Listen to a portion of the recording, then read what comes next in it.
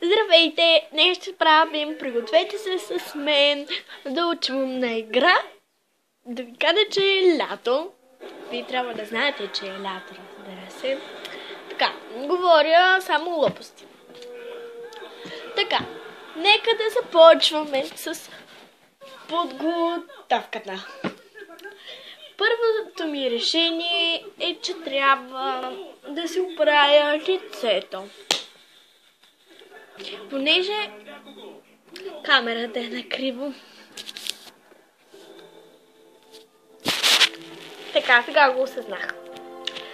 Понеже аз не си слагам много грим по лицето или нещо такова, ще използвам ето този крем на сън. Да. От Avon за кръговете около очите ми, в смисъл не това, за пъпчиците, които имам.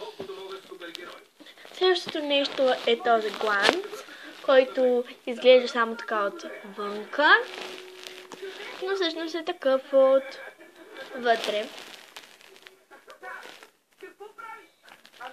И ето тази пудра на Avon. Добре. Ще угася камерата и ще се приготвя. Ето така изглежда, щом се намажа с този крем на сън. Ще размажа, ще сложа от пудрата и червил и гланца.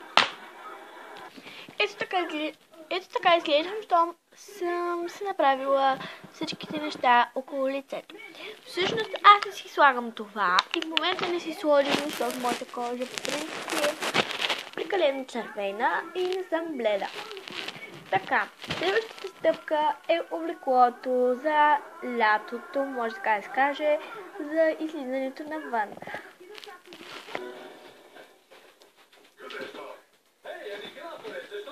Ето това е моето облекло.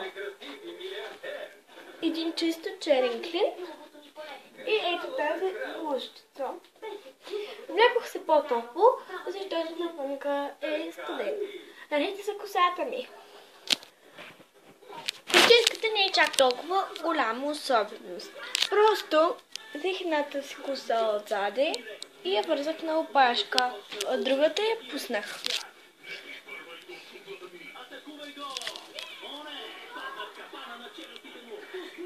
Може да не е голямо нещо, но още не съм готова за прическата.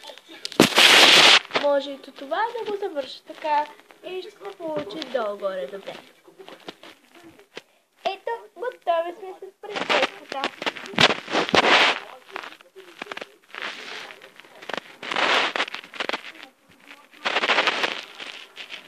Това беше от мен и до скоро!